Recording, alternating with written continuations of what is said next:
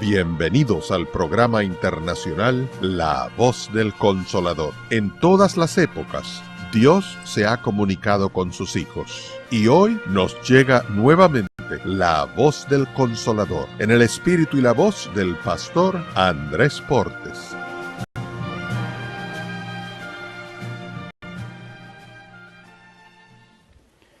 Querido Padre, acompáñanos en esta hora. Permita que sus ángeles estén con nosotros y su espíritu nos guíe. Pedimos su bendición sobre los amigos y amigas que nos acompañan, pero también sobre los hermanos y hermanas presentes, y pedimos que su bendición se extienda, Señor, a cada persona en cualquier lugar del mundo que pueda seguir esta programación a través de la radio, la internet o la televisión. Que ellos y ellas sean grandemente bendecidos. Pero en esta hora, Dios, le rogamos que el Espíritu Santo nos traiga palabra de vida para la vida eterna. Que no recibamos las palabras de un hombre, pero la palabra de Jehová que vive y permanece para siempre. En esta hora, Dios, le rogamos, háblenos, habilítenos y capacítenos para entender su verdad, y que esa verdad poderosa nos cambie y nos transforme. Lo pedimos, Señor, en el nombre de Jesús. Amén, Señor. Amén. Muy bien. Durante la semana estaremos trabajando con la serie Hombro con Hombro y Corazón con Corazón. Ayer hablábamos, en el tema anterior, del título Os dará otro consolador, y hablamos de la palabra otro y mostramos a Dios el Padre como un consolador. Cuando leemos la Biblia descubrimos que Cristo es el consolador. Y Cristo nos habla del Espíritu Santo también como el otro consolador. En el versículo 17 aparece una frase y es el Espíritu de verdad. Cuando Cristo en el versículo 16 nos habla que enviará otro consolador, está pensando en el Espíritu Santo. En el versículo 17 le da nombre, le llama el Espíritu de verdad. Pero es bueno entender una frase que aparece en el versículo 16, leamos el versículo 16. Dice San Juan 14, 16. Y yo rogaré al Padre y os dará otro consolador. ¿Y qué dice la frase siguiente? Para que esté con vosotros, ¿por cuánto tiempo? Para siempre. Entendamos esa frase primero, antes de ir al versículo número 17. La palabra consolador significa uno que viene para estar al lado de. Significa alguien que viene para cuidar o proteger, alguien que viene para instruir. Un consolador, un paracleto, es alguien que viene para estar a tu lado y suplir tus necesidades. Lo interesante de la frase que dice, para que esté con vosotros para siempre. ¿Por cuánto tiempo vino el Espíritu a estar con nosotros? Para siempre. En el momento que Cristo está diciendo esto, está ocurriendo una serie de circunstancias en torno a su propia persona y en torno a lo que es la iglesia. Cuando Cristo viene a la tierra, viene para redimir al pecador, viene a pagar el precio del pecado, de manera que está en el presente redentor. Y cuando Cristo habla de la venida del Espíritu Santo, está hablando del final del presente redentor y el comienzo del tiempo misional. Vamos a explicar eso, ponga cuidado. Cristo está concluyendo su obra de redención en la tierra y entonces le está diciendo a los discípulos que cuando Él se retire, a ellos le conviene que Él se retire para que el Espíritu Santo venga. La mayoría de los cristianos no entienden lo que está sucediendo en ese momento, el proceso que se está dando. El presente redentor está para concluir, pero el tiempo misional está para comenzar. Cristo concluye su obra y se retira al cielo, y el Espíritu Santo viene para trabajar en la misión, en el cumplimiento de la misión. La misión que empezó con Dios en el Génesis, la misión que siguió durante todo el Antiguo Testamento, manifestada en el santuario, la misión que Cristo concluye, y ahora la misión que continúa el Espíritu, y la misión que tienen que llevar a cabo los creyentes. Llama la atención entonces el título que Cristo le da, Espíritu de la verdad. Si es verdad que usted es un cristiano, si es verdad que conoce a Jesús, entonces usted está investido con el Espíritu de la verdad. Usted conoce la verdad. De allí que se hace imprescindible entender esa frase, para entender el título del versículo 17. La idea de presente redentor, final del presente redentor, final de la obra que Cristo está concluyendo. Jesús se está despidiendo de los discípulos. Jesús le está diciendo, yo me voy. Jesús está diciendo, la misión que vine a cumplir en la tierra la estoy completando. Pero no se preocupen, que ustedes no quedarán solos ni huérfanos. Cuando el Señor Jesús muere en la cruz, cuando el Señor Jesús resucita, de lo que le habla a los discípulos en forma específica y categórica es del Espíritu Santo. San Lucas, capítulo 24, versículo 49. Vamos a entender lo que está pasando. San Lucas, capítulo 24, versículo 49. Dice el versículo 49, he aquí, ¿qué cosa dice Jesús? ¿Qué dice el versículo 49? He aquí, yo enviaré la promesa de mi Padre sobre vosotros, pero quedaos vosotros en la ciudad de Jerusalén. ¿Y qué sigue diciendo? Hasta que seáis investidos con poder, ¿desde dónde? Desde lo alto. ¿Quién es la promesa del Padre? El Espíritu Santo. ¿De quién habló Cristo antes de morir en la cruz? Del Espíritu Santo. ¿De quién está hablando después que resucitó de la muerte? Del Espíritu Santo. ¿Cuál es su enfoque? El Espíritu Santo. ¿De quién está hablando? Del Espíritu de Dios. ¿Cuál es su mayor necesidad para los discípulos? El Espíritu Santo. Hechos capítulo número 1. Jesús se está despidiendo. Y cuando se está despidiendo, mire cuáles fueron sus palabras. De allí la importancia de entender este espíritu de la verdad y comprender si en realidad nosotros pertenecemos a la comunidad de la vida. Hay un pequeño examen que tendremos hoy acerca de nuestra vida práctica. Hechos capítulo 1, versículo 4. ¿Cómo dice el verso 4? Y estando juntos les mandó que no se fuesen de Jerusalén, sino que esperasen, ¿qué dice Jesús? La promesa del Padre, la cual les dijo, oísteis de mí. ¿Dónde aparece en la Biblia esa promesa del Padre? En el libro de Joel capítulo 2, versículo 38, hasta el final de esa serie. Allí aparece, hasta el versículo 28 a 32, allí aparece lo que es el derramamiento del Espíritu Santo anunciado. En el día de Pentecostés, cuando Pedro da su sermón en Hechos capítulo 2, lo primero que Pedro le dice a la gente es, esto es aquello, es decir, esto es lo que habló Jesús, esto es lo que dijo Joel. Y lo que dijo Joel involucra a los adultos, a los ancianos y también a los jóvenes. El derramamiento del Espíritu Santo es una experiencia para toda la iglesia.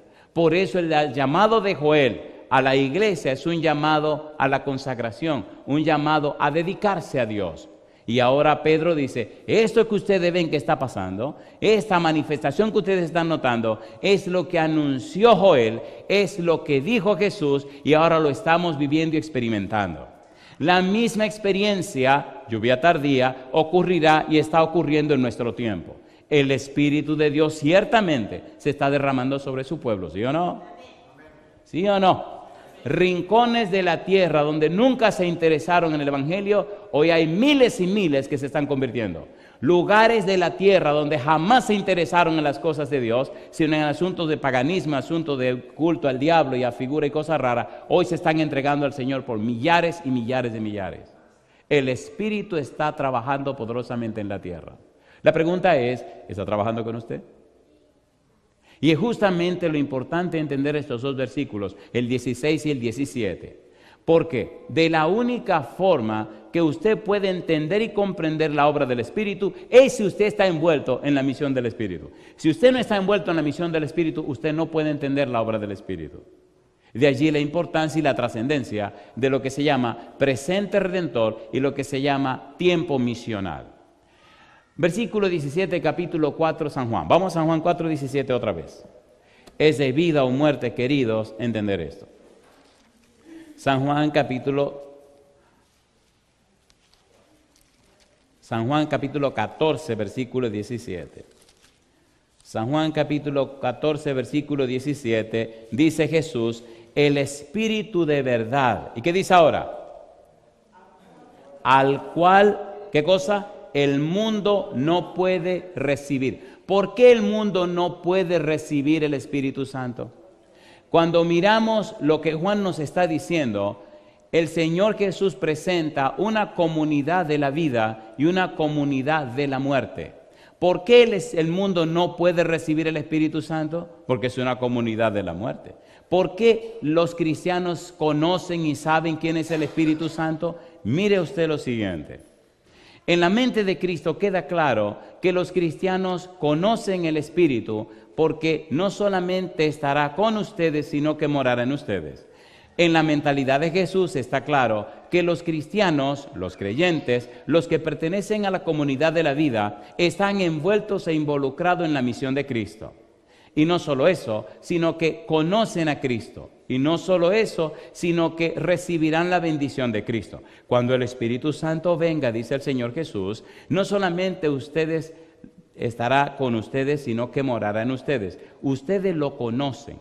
La frase, ustedes lo conocen, significa, ustedes están envueltos en la misión que Él vino a cumplir. Ustedes son parte del equipo que Él tiene. ¿Cómo lo sabemos? San Juan capítulo 15, versículos 26 y 27. Mira lo que dice Jesús.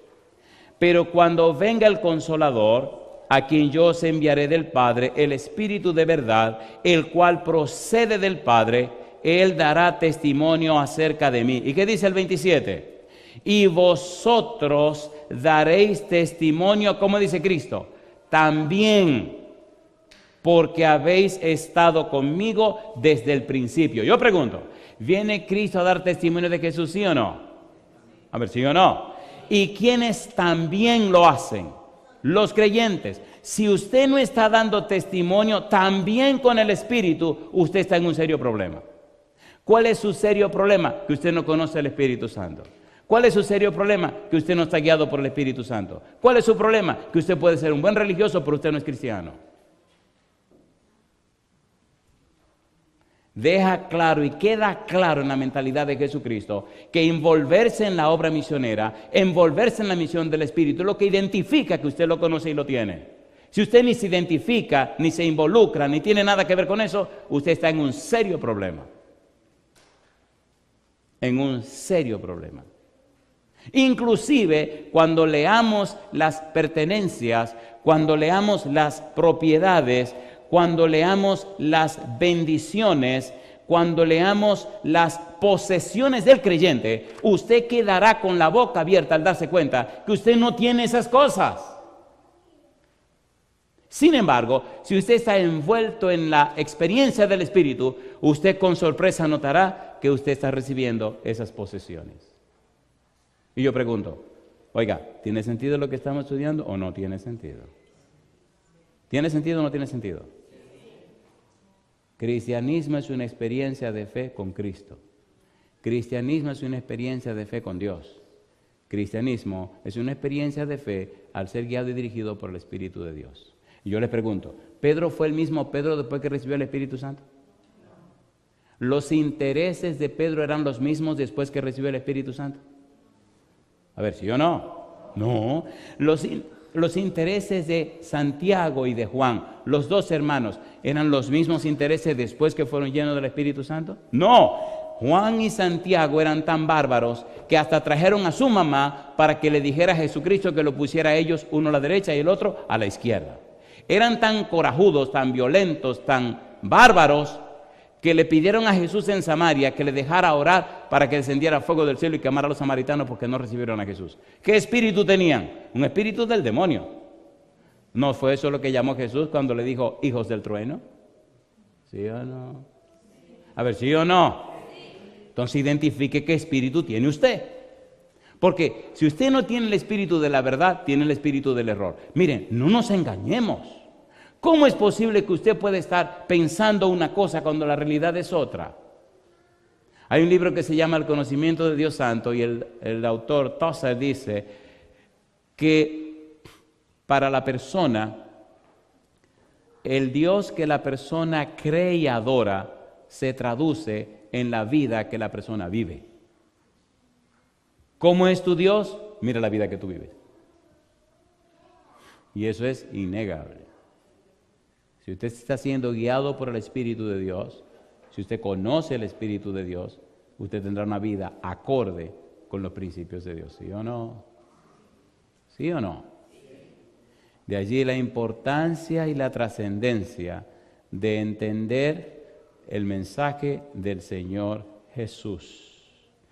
Alguien escribió: la presencia del Espíritu Santo establece una clara diferencia entre la comunidad de la vida, los creyentes, y la comunidad de la muerte, el mundo.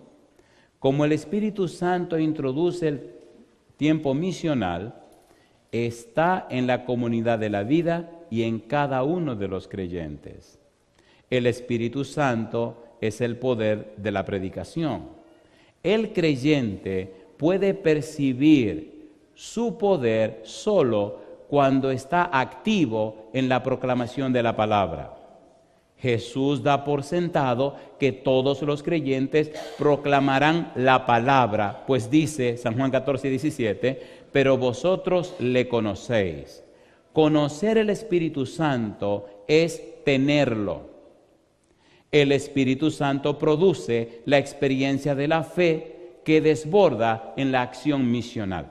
Si es verdad que usted tiene el Espíritu de Dios, usted se verá guiado, impelido, impulsado a trabajar en la obra misionera. ¿Sí o no? No hay que manejarlo, no hay que manipularlo, no hay que empujarlo. Le brotará de adentro, porque a esa misión vino el Espíritu a la tierra. Pero si usted no tiene ningún interés y no le importa, oiga, por favor, mi pregunta: ¿puede Dios cambiar y transformar la vida de la gente? ¿Sí o no? ¿Tiene el Espíritu Santo para cambiar la gente? ¿Tiene poder el Espíritu de Dios? ¿Cómo lo hace? 2 Corintios capítulo 3, versículos 17 y 18. Vamos rapidito. 2 Corintios capítulo 3, versículos 17 y 18. La vida cristiana es una experiencia de fe. 2 Corintios capítulo 3, versículo 17. ¿Cómo dice el verso 17? Porque el Señor es el Espíritu, y donde está el Espíritu del Señor, ¿qué dice la Biblia? Allí hay libertad. ¿Y qué dice ahora? Por tanto, ¿qué dice el apóstol Pablo? Nosotros todos, mirando a cara descubierta como en un espejo la gloria del Señor, ¿qué dice ahora? Somos transformados de gloria en gloria, como en la misma imagen, como por el Espíritu del Señor. ¿Qué pasa con los cristianos que están trabajando en la obra misionera, que están guiados y dirigidos por el Espíritu Santo? Dice la Biblia, son transformados, ¿cómo dice? De gloria en gloria. Son cambiados, son renovados. La palabra transformados, el verbo metamorfo, significa que hay un proceso, que hay un cambio, que hay una manifestación de algo nuevo en la persona. La palabra metamorfosis nos dice que un simple gusano empieza un proceso a través de la crisálida y lo convierte en una mariposa, pero que la mariposa jamás se hace gusano, ¿sí o no? ¿Sí o no? Entonces necesitamos permitirle al Espíritu que nos transforme. Cuando la transformación se produce, la gente se da cuenta. Cuando la transformación se produce, usted no tiene que anunciarla. Cuando la transformación se produce, se hace contagiosa. El que te conoce, el que se relaciona contigo, el que está contigo, se siente contagiado. Pregunto, ¿fue contagiada la mujer samaritana, sí o no? ¿Sí o no? ¿Le creyeron los samaritanos? ¿Era una mujer pecadora? ¿Quién es el que perdona los pecados? ¿Perdonó Cristo a la samaritana? ¿Tocó Cristo a la samaritana? ¿Cambió Cristo a la samaritana? Cuando la samaritana salió de Samaria a buscar el agua, era una mujer pecadora. Y cuando regresó del pozo de Jacob a Samaria, era una pecadora perdonada. ¿No le parece bien? ¿Era una pecadora cómo? Los pecadores perdonados le muestran a la gente que han sido tocados por la gracia de Dios. ¿Sí o no? ¿Sí o no? Por eso el Evangelio será predicado por testimonio. Somos muy dados a hablar, pero lo que tiene poder es el Espíritu de Dios. Cuando el Espíritu cambia tu vida, ese mismo Espíritu cambia la vida de los que te conocen. ¿Es así o no es así? A ver, ¿es así o no es así? Ustedes tienen un grandísimo país que necesita ser lleno de la luz del Evangelio. Dios cuenta con ustedes. Y si tiene que esperarse otros 500 años más que ustedes se pasen y venga una nueva generación, él no tiene problema. Se espera. Pero ¿no le parece que ya está bueno para estar en este mundo? Hizo maravilla Jesús con 12 galileos. Y uno de ellos era el diablo. ¿O no? ¿Puede hacer maravilla con nosotros? Aquí hay más de 12. ¿O no? ¿Sí o no? Número 1, 70. Número 2, 12. Número 3, 3. ¿Notan cómo el círculo se va cerrando? ¿Envió Cristo 70 a predicar? ¿Sí o no? ¿Escogió 12 para que estuvieran con él? Y en el círculo íntimo había 3, Pedro, Santiago y Juan. ¿En qué lugar de esos 3 está usted con relación al Señor Jesús? Yo, que me dejen con los 70 allá afuera, estoy feliz. Algunos de ustedes están con los 12 y otros son tan especiales que estarán con los 3, pero yo estoy feliz de estar con los 70 que están allá afuera. Cuando Jesús se iba, ¿cuántas personas le dijeron adiós? 1 Corintios capítulo 15 dice que 500. 10 días después, ¿cuántas personas fueron llenos del Espíritu Santo? 120. Oiga, ¿y dónde estaban los 380? No se sabe todavía. Nadie los ha encontrado. Pero con esos 120 que fueron llenos del Espíritu Santo, en la primera predicación, ¿cuánta gente se unió a la iglesia? 3,000. Y en la segunda predicación, ¿cuántos se unieron a la iglesia? 5,000. ¿Y hasta dónde llegó el Evangelio en el mundo entero? Llenó la tierra entera. Y si lo hizo con esa gente sencilla de Galilea, con un Pedro, con un Juan, con un Santiago, ¿no lo puede hacer con nosotros también? A ver, ¿puede o no puede? ¿No es el mismo Jesús? ¿Sí o no? ¿No es el mismo Espíritu? A ver, ¿usted lo cree o no lo cree? La Biblia dice que las palabras de Dios son fieles y verdaderas. Cuando el Espíritu Santo viene a la tierra a cumplir el tiempo misional, a cumplir con la misión, viene para dar testimonio acerca de Jesús. ¿Qué es lo que el Espíritu nos enseña acerca de Jesús? Lo primero que el Espíritu nos enseña acerca de Jesús son las posesiones que el cristiano recibe al darle paso a Cristo en su vida. ¿Cuáles son esas posesiones? Yo pregunto, si a alguien se le acerca y le dice que usted recibió una herencia, ¿tiene usted el derecho de aceptarla o rechazarla, sí o no? Y eso voy a hacer hoy con usted. Le voy a mostrar en la Biblia cuáles son las posesiones que tenemos el derecho a reclamar porque Cristo nos la dio. Si usted no las tiene, se supone y se entiende que usted no está muy cerca del Espíritu del Señor. Pero si usted las tiene y las posee y las vive y las disfruta, entonces usted está dentro del tiempo misional. El tiempo misional inicia cuando termina el presente redentor. El presente redentor termina cuando Cristo cumple su misión. Mi pregunta, ¿pagó Cristo el precio de los pecados, sí o no? ¿Completó Cristo el sacrificio, sí o no? ¿Fue aceptado por Dios en el cielo, sí o no? Entonces Dios terminó la obra de la redención, completó en Cristo la obra de la redención. Ahora el Espíritu Santo viene y toma lo que Cristo logró y lo aplica en beneficio de los seres humanos. ¿Es así o no es así? ¿Sí o no? Y ahora toma la experiencia de los seres humanos para levantarla ante todo el mundo como un testimonio de que Cristo venció en la cruz y ahora lo muestra en la vida de estos cristianos cambiados y transformados. Y esa experiencia de esos cristianos es como el motivo para que otros también se sumen a la situación. San Juan 16:8, mire lo que dice Jesús. Juan 16:8, vamos rapidito. San Juan 16, versículo 8. Cristo habla de lo que haría el Espíritu cuando venga a la tierra. Y lo primero que dice es convencer. San Juan 16, versículo número 8. ¿Qué dice el verso 8? Y cuando Él venga, convencerá al mundo ¿de qué? De pecado, de justicia y de juicio. La palabra clave es convencer. ¿Qué significa que Él viene para convencer?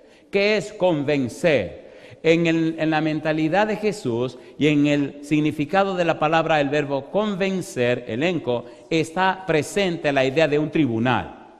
Recuerde que nosotros vivimos ante un tribunal. Recuerde que hay un tribunal que está sesionando en el cielo. Y recuerde que el juicio comienza por la casa de Dios. ¿Es así o no es así? ¿Es así o no es así? Así que convencer, que aparece en el versículo 8, nos dice a nosotros que hay un elemento de juicio envuelto. Pregunto, ¿predicó Noé o no predicó Noé? ¿Quién guió y dirigió a Noé en la predicación? El Espíritu Santo. ¿Qué dice Génesis 6:3? No contenderá mi espíritu con el hombre para siempre, sino que serán sus días 120 años. ¿Quién estaba guiando a Noé? El Espíritu de Dios. ¿Quién estaba inspirando a Noé? El Espíritu de Dios. Pregunto, ¿hubo personas que aceptaron el mensaje de Noé? Sí. ¿Dónde estaba esa gente cuando vino el diluvio? Muertos, dice la sierva de Dios. Pero hubo otros que rechazaron el mensaje de Noé. ¿O no? Cuando el diluvio vino, ¿cuántos murieron? No, espera un momento. 8 personas se salvaron y el resto murió. ¿Por qué todos los demás murieron? Rechazaron el mensaje del Espíritu Santo dado por Noé. No contenderá, una palabra que se usa en los tribunales. El Espíritu convencerá, otra palabra que se usa en los tribunales. El verbo convencer significa dejar convicto, significa presentar las pruebas, significa mostrar las evidencias de tal suerte que el culpable no puede decir ni media palabra. Las evidencias son tan claras, tan fehacientes, que el acusado tiene que callarse la boca y no decir nada ante el juez. ¿Quiénes son las pruebas? ¿Quiénes son las evidencias que el Espíritu tiene para que el pecador se arrepienta o se condene? Usted y yo. El testimonio de la vida suya, el testimonio de la vida mía. Nosotros no somos predicadores de una palabra. Nosotros somos personas que tienen un testimonio que presentar por la gracia de Dios y el poder del Espíritu Santo. Por eso Cristo dijo en Mateo 24:14 que el Evangelio será predicado por testimonio a todas las naciones y entonces vendrá el fin. ¿Dio testimonio Noé o no dio testimonio Noé? A ver, ¿sí o no? Y ahora nos toca a nosotros dar el testimonio para que la gente lo acepte o lo rechace. O se salvan o se condenan. Y la pregunta es, ¿estamos dando ese testimonio? Hay un himno que me gusta que dice, la Biblia nos habla de Cristo y de su muerte en la cruz. Su santa palabra ha dicho que Él pronto vuelve en luz. Y la pregunta es, ¿te hallas listo a encontrar al Señor? ¿Lo haces todo por fe, por amor? ¿Has peleado por fe la batalla del bien? ¿Pueden otros a Cristo en ti ver? ¿Eres fiel por doquiera que vas? ¿Puedes tú contemplarlo en su faz y triunfante decir, este es mi Dios? ¿Puedes tú encontrar al Señor? Seamos sinceros y honestos. ¿Le estamos permitiendo al Espíritu que cambie y transforme nuestra vida? ¿Le estamos permitiendo al Espíritu que haga en nuestra vida lo que no podemos hacer por nosotros mismos? ¿Nuestro testimonio está atrayendo a la gente? ¿Está el Espíritu Santo convenciendo a la gente a través de nosotros? ¿En realidad estamos mostrándole al mundo la belleza y la santidad del Señor Jesús? ¿Estamos expresando por nuestra vida, nuestro testimonio, que en realidad vamos para un cielo donde está el Padre Celestial? ¿Qué dice tu vida? Es la pregunta. ¿Qué dice tu vida? Y ahora mire usted la obra del Espíritu, convencer de pecado, tomarnos a nosotros y transformarnos de tal manera que va de gloria en gloria, como a la imagen de Jesús. Y nuestro testimonio y nuestra vida cambiada y transformada de gloria en gloria, de victoria en victoria, entonces muestra a un mundo pecador las posesiones que nosotros tenemos. Y aquí comenzamos. Posesión número 1, San Juan capítulo 8, versículo 12. Mire qué cosa linda. ¿Cuáles son las posesiones que tenemos? San Juan capítulo 8, versículo 12. ¿Qué dice el versículo 12? San Juan capítulo 8, versículo 12. ¿Qué dice el verso 12? Otra vez Jesús les habló diciendo, ¿qué dijo Jesús? Yo soy la luz del mundo. el que me sigue, ¿qué dice Jesús? No andará en tinieblas, sino que tendrá, ¿qué cosa? La luz de la vida. ¿Cuál es la primera posesión que tenemos? La luz de la vida. ¿Recuerdan ustedes al precursor de Jesús? ¿Recuerdan a Juan el Bautista? A ver, ¿recuerdan o no se acuerdan de Juan el Bautista? San Juan capítulo 1, versículo 7. ¿A qué vino Juan el Bautista? Mire qué cosa linda. Juan 1, 7.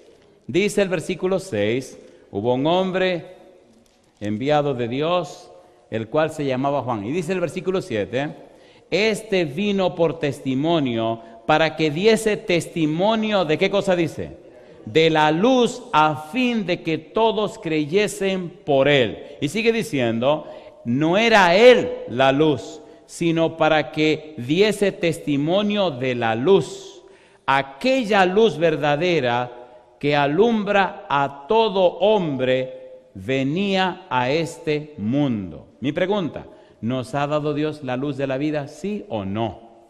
¿Sí o no?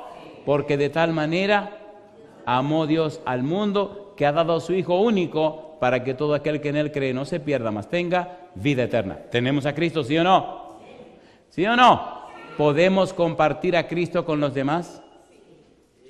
A ver, ¿sí o no? ¿Estaba Dios en Cristo reconciliando consigo al mundo? ¿Sí o no? ¿Sí o no?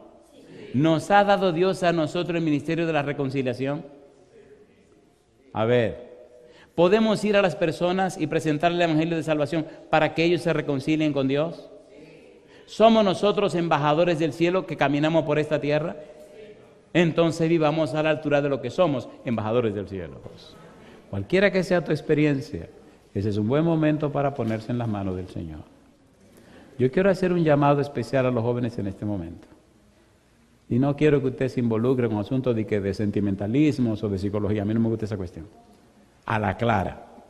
Oye, querido joven, muchacho o muchacha, ¿te gustaría darle la oportunidad a Dios para que llene tu vida con su espíritu y te convierta a ti en una persona especial en un mundo lleno de pecado? Si tú dices sí, ponte en pie conmigo. Y al ponerte en pie le estás diciendo a Jesús, Señor, a partir de hoy le entrego mi vida, mi voluntad y mi conciencia. Yo no sé cómo ha sido tu vida, Dios lo sabe. Yo no sé en qué cosas tú andas, Dios lo sabe. Yo no sé en qué tú has caído, Dios lo sabe también. Pero te tengo buenas noticias. Jesús dice, y si el Hijo os libertare, seréis, ¿qué cosa? Verdaderamente libres. Cristo vino a rescatar a los pecadores. Pero la Biblia enseña que Dios tiene un llamado especial para los jóvenes. Y una de las cosas, porque tiene un llamado especial para los jóvenes, dice, porque habéis vencido al maligno. Y otro llamado especial que tiene para los jóvenes es porque dice que Dios derramará su espíritu sobre los jóvenes. Tendrán visiones y soñarán sueños. El diablo está haciendo una obra especial contra los jóvenes para que Dios no cumpla esa parte del santo ministerio. Dios tiene una obra para los jóvenes poderosa y portentosa. Pero el diablo está usando 60,000 ardides y cosas raras para que tú no te consagres a Dios. Atrévete a ponerte en pie. Y si usted tiene 35 años o menos, vamos a decir que usted es joven, póngase en pie conmigo también. Y todos aquellos que quieran darle su vida hoy a Jesús, pónganse en pie conmigo. Consagrémonos a Dios junto con los jóvenes y permitamos que el Espíritu more en nosotros y toda Suecia sea para Cristo. Querido Padre Celestial, gracias por su palabra. Señor, gracias por darnos a Cristo Jesús. Gracias por el Espíritu de verdad que no permite que caigamos en errores. Gracias por el Espíritu de verdad que nos enseña y nos instruye acerca de las posesiones que tenemos al aceptar a Cristo Jesús. Dios, como ministro del Evangelio, dejamos en sus manos a cada persona presente en este lugar, pero también a todos los que siguen esta programación a través de la radio, la internet o de la televisión. Que ellos y ellas, Señor, sean alcanzados con su Espíritu. Que a partir de hoy, a partir de este momento, nuestra vida se convierta en un poder en la tierra, guiados y guiadas por el Espíritu Santo. Y de una manera especial, Señor, dejamos en sus manos a estos jóvenes y a estas jovencitas. Láveles en la sangre de Jesús. unja sus cuerpos con el Espíritu Santo. Cambie y transforme su mente y dele Dios la mente de Cristo y consérveles sin caída hasta la venida de Jesús. Es nuestro anhelo y oración, Señor, en el nombre de Jesús. Amén, Señor. Que Dios les bendiga. Muchas gracias.